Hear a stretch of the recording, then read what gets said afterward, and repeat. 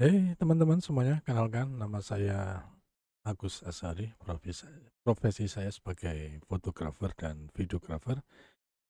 Saya juga yang mengelola Relief Nusantara dan beberapa akun media sosial lainnya dan juga akun YouTube yang lainnya.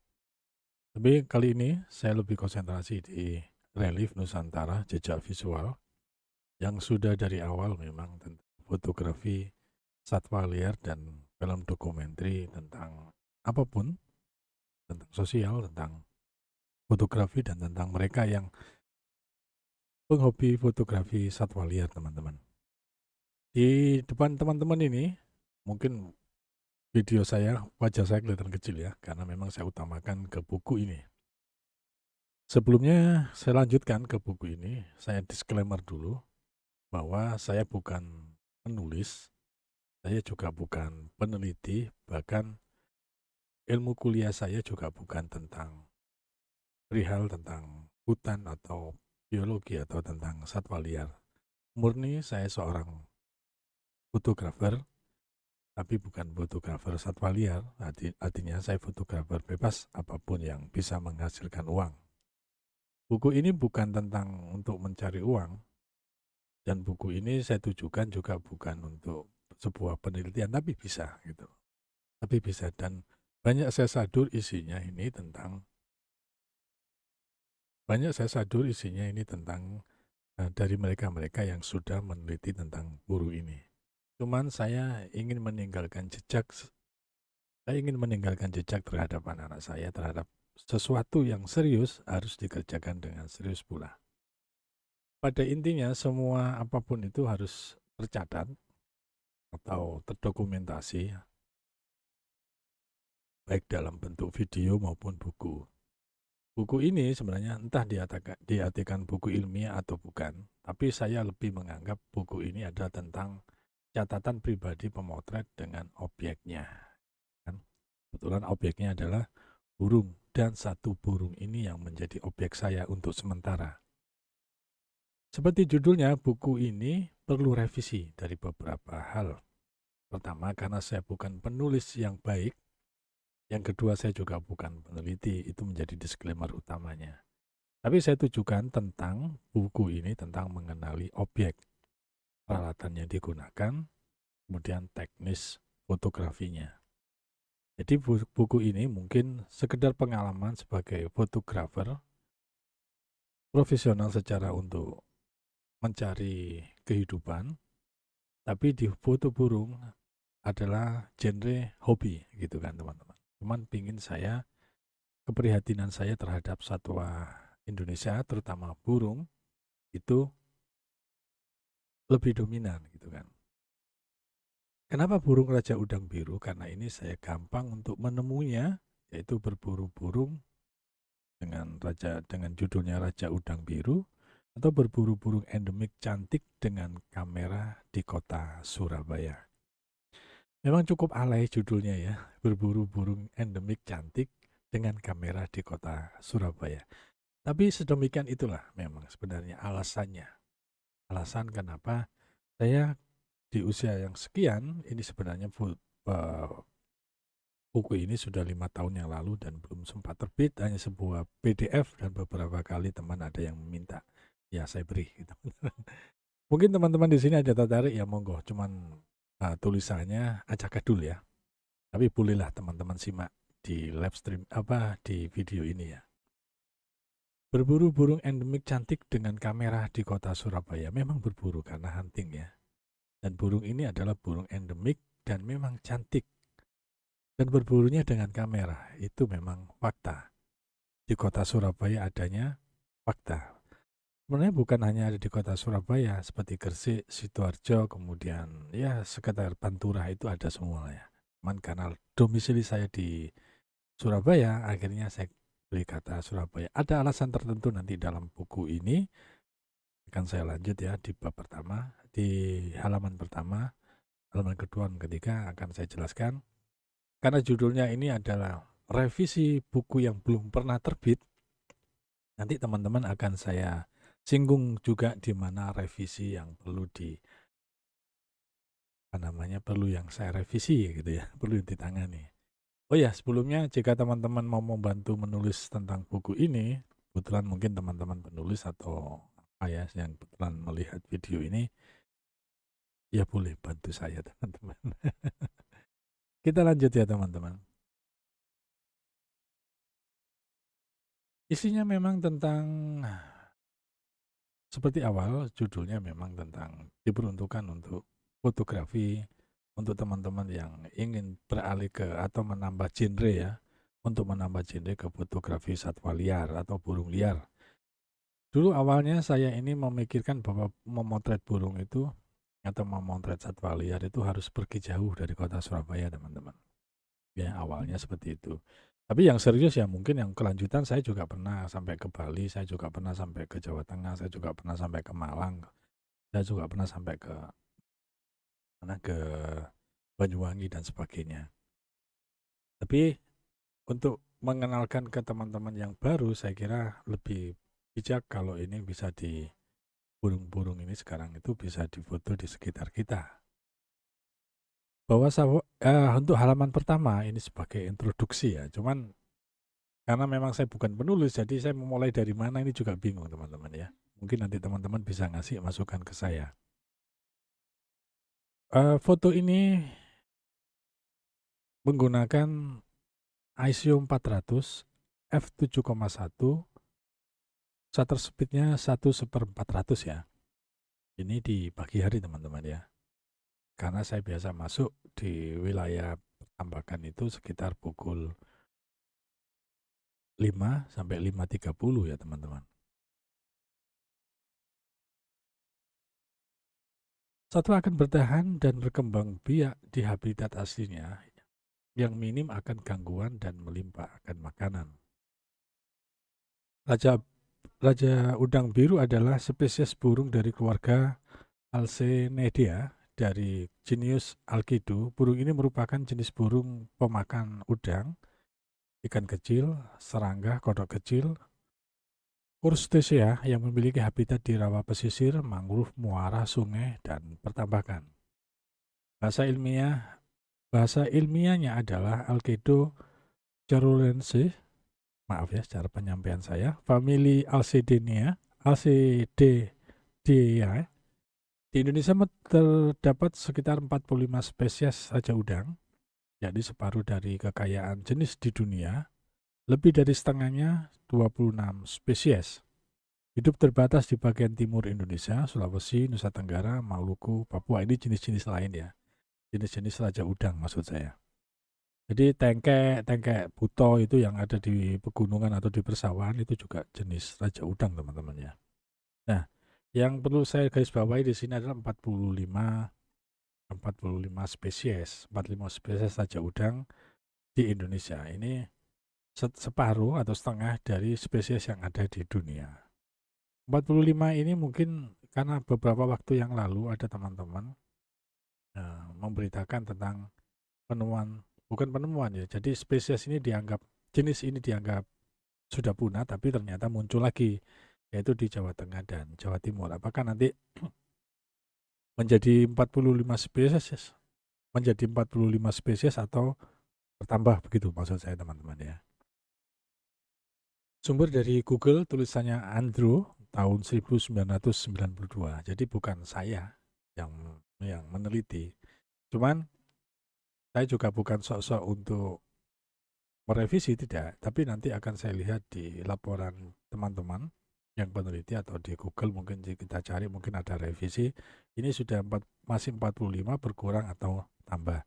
Karena saya tuliskan ini, saya cantumkan ini sudah lebih dari 5 tahun, kurang dari 5 tahun teman-teman, dan beberapa tahun belakangan, 2 tahun belakangan itu sudah ada yang saya sebutkan tadi, ada beberapa burung yang dianggap punah itu terekam kembali.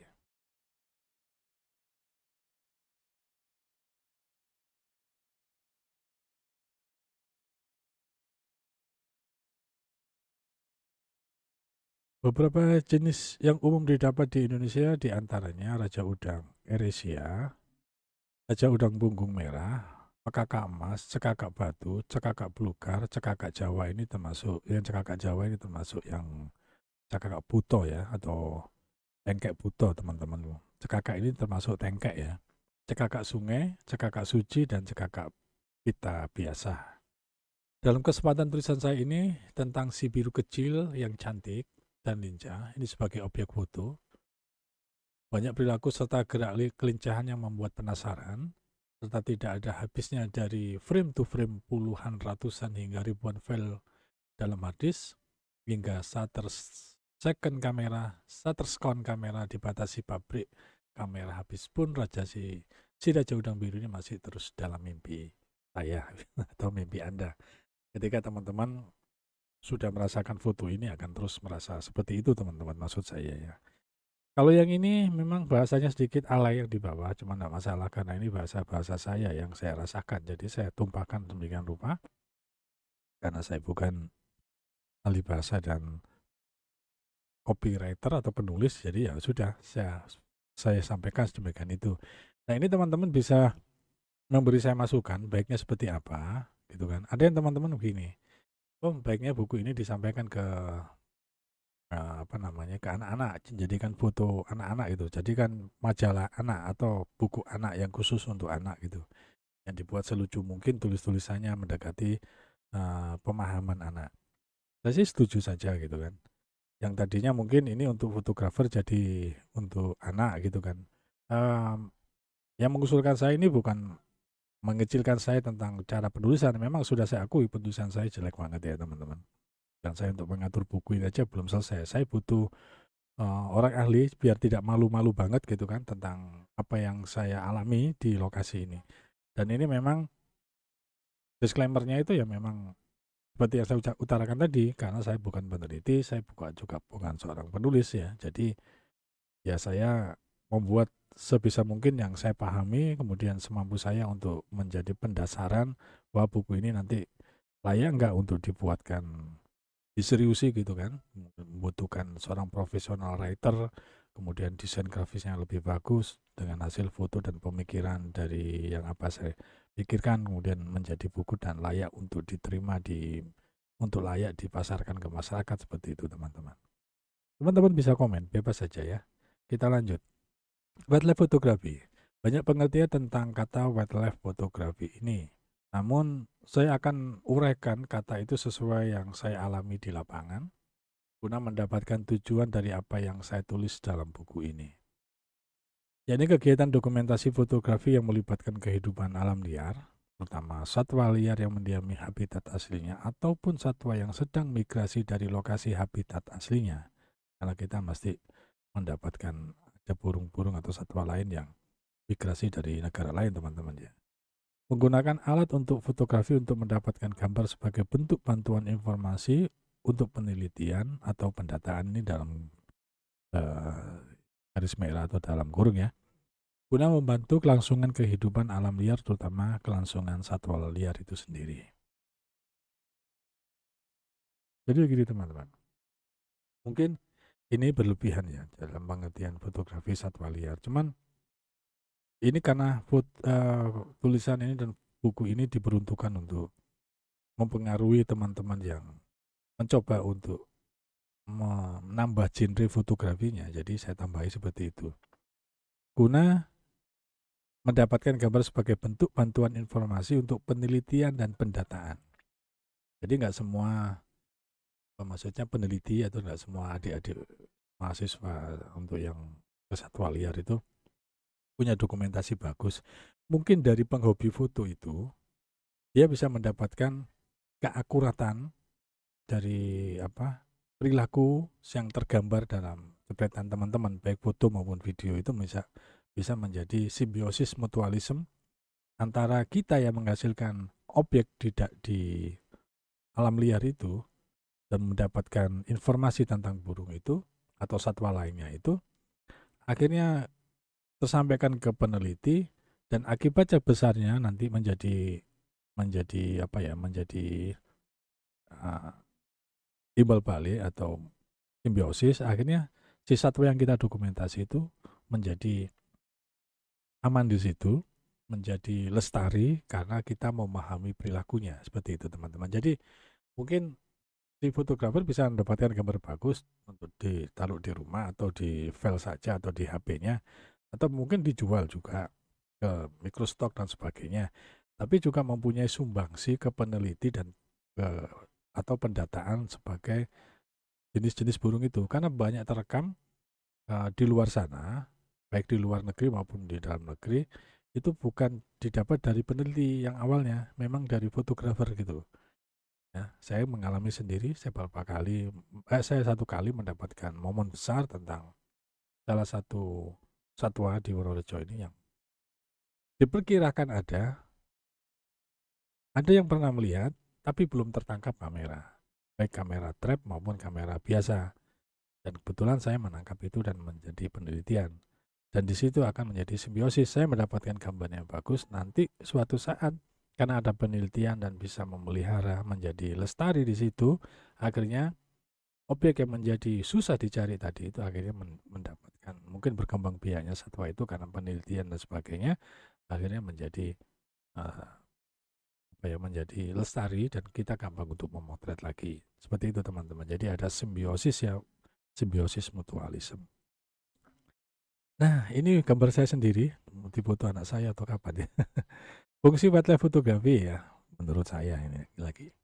3 tahun lebih saya melakukan kegiatan ini, tempatnya tidak jauh dari lokasi saya tinggal.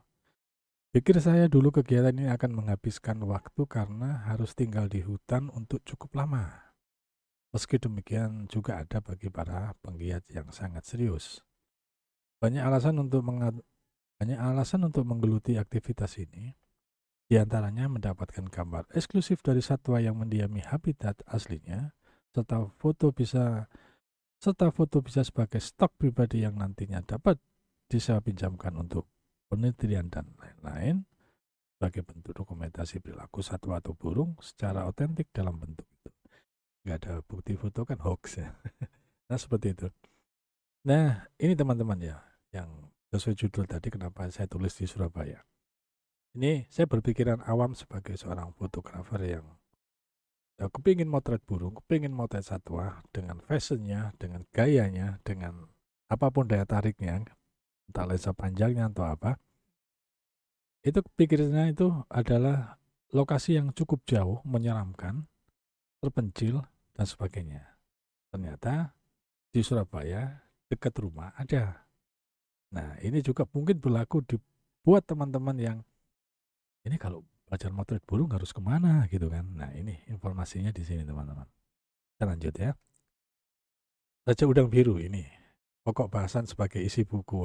Ditulis gitu. Nah, agak sedikit lucu ini mungkin ya saya ya teman-teman, mohon dimaafkan bagi teman-teman yang sudah pandai bikin buku dan sebagainya ya. Dalam kalangan pecinta fotografi burung, sorry saya ngerokok teman-teman. Burung lajang udah biru sangat spesial karena tingkat kesulitan saat mengabadikan momen perilakunya di antara momen aksi perilakunya. Dia terbang, terjun air menangkap udang ikan, keluar dari air, bertengger, masuk sarang memberi makan anak, pasangan, meeting, dan lain-lain. Dalam buku ini nanti berisi tentang menangkap momen yang tercipta secara alami dari perilakunya, baik momen yang terekam secara sempurna dan terekam kurang sempurna. Apa penyebabnya dari trik dan tipsnya akan menghindari dari kegagalan dalam merekam tingkah energik dan eksotik dari Raja Udang Biru ini berikut operasional teknis kamera serta lensa. Nah, begitu teman di halaman 3 ya. Mungkin terlalu buru-buru di halaman berapa tadi? 1, 2 ya. Lalu colorful. Memang tujuannya adalah memang jualan foto dalam bentuk buku.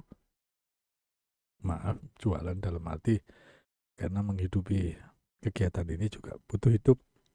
Nantinya harus ada simbiosis. Saya kira semua orang setuju dan tidak perlu saya memberikan alasan yang lebih panjang ya teman-teman.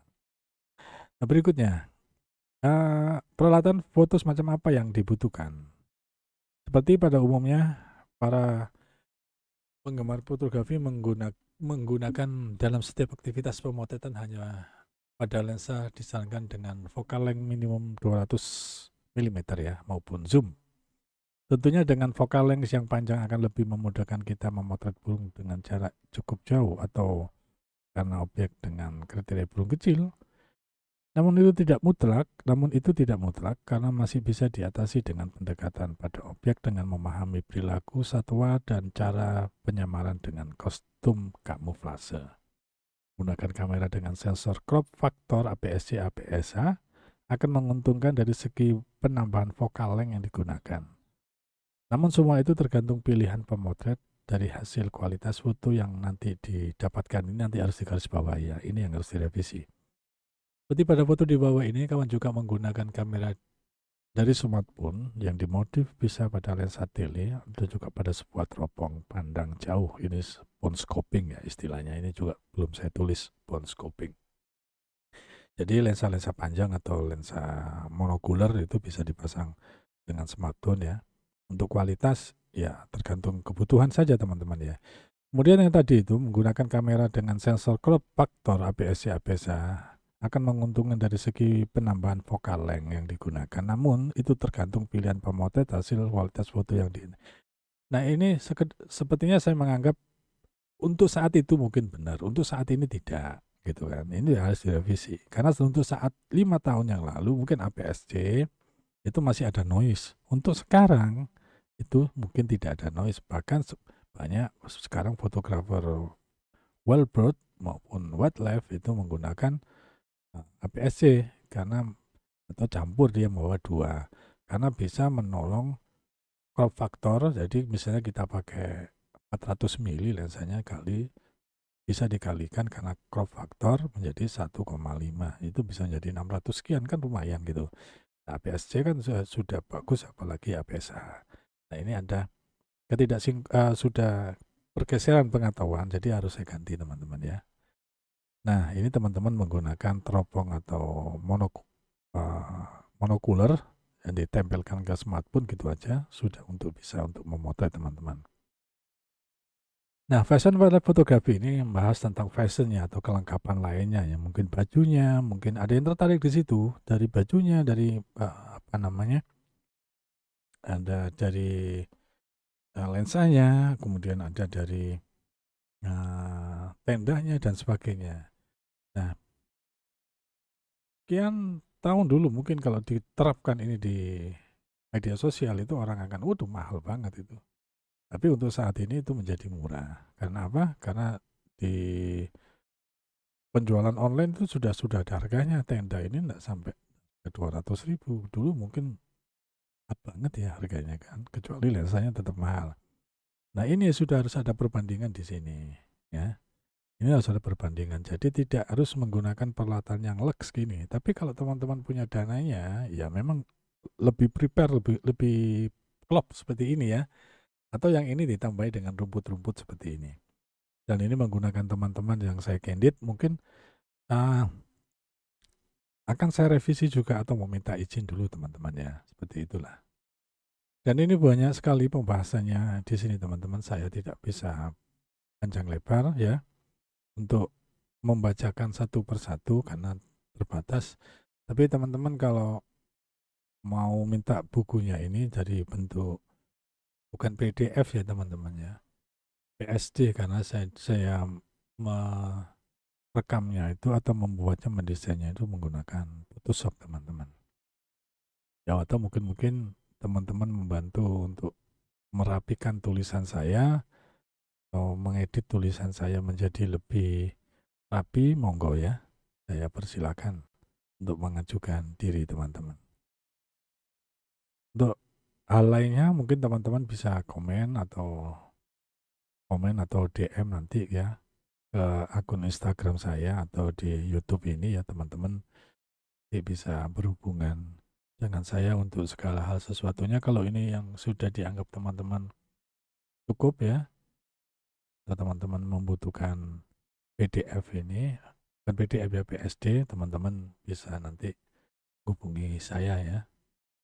Di berapapun teman-teman untuk ngasih sumbangsi saya, tidak masalah, berapapun nilainya, yang penting nanti saya masih harus merevisi dan menambahi gambar, kemudian mungkin formatnya lebih besar untuk supaya menjadi lebih bagus ya untuk bisa untuk bisa disimpan buku ini untuk bisa disimpan menjadi semacam apa ya, kalau secara pribadi sih ini ya, secara pribadi menjadi album foto yang ada tulisan keterangan tentang burung ini. Dan ketika buku ini selesai, mungkin saya akan melanjutkan ke burung-burung lainnya yang sudah saya siapkan materi fotonya, tinggal menulis lagi, mungkin juga butuh latihan lagi atau butuh orang lagi untuk membuat tulisannya lebih bagus. Oke teman-teman, nanti bisa hubungi di Instagram saya ini ya, kemudian juga di email saya. Terima kasih teman-teman, sampai ketemu lagi. Salam lestari.